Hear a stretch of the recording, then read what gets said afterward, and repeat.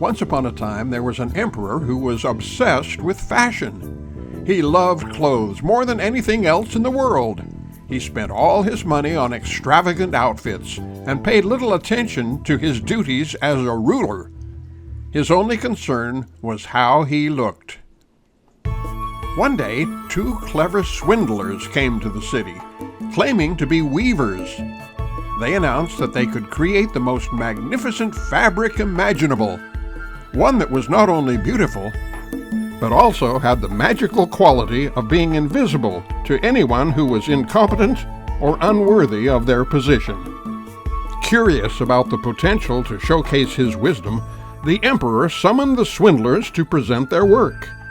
The weavers set up their looms and pretended to weave, but in reality, there was nothing there.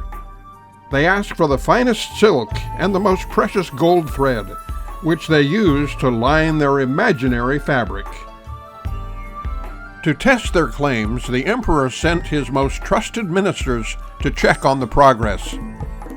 When the ministers arrived, they saw the looms and the swindlers working hard. However, they saw nothing on the looms.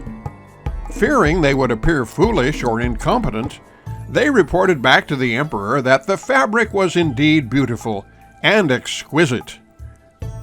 The emperor decided he must see this marvelous fabric for himself.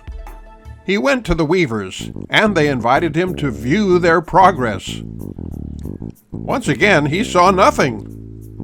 However, not wanting to be seen as unfit to rule, he complimented the non-existent fabric and exclaimed how splendid it looked.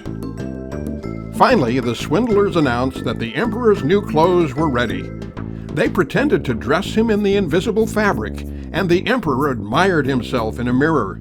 Convinced he looked magnificent, he set off for a grand procession through the city, believing he was wearing the finest clothes.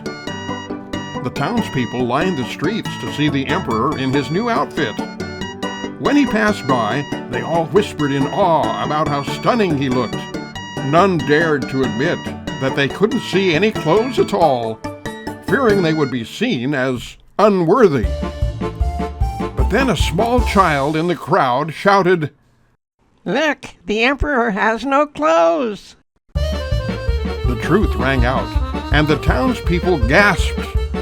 They began to murmur in agreement, realizing that they had been fooled. The emperor, now aware of the truth, felt a wave of embarrassment wash over him. However, he was too proud to turn back.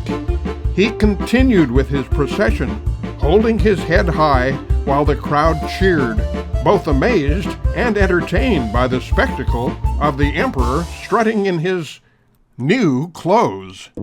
And so, the emperor learned a valuable lesson about pride and the importance of honesty, while the people learned the courage it takes to speak the truth.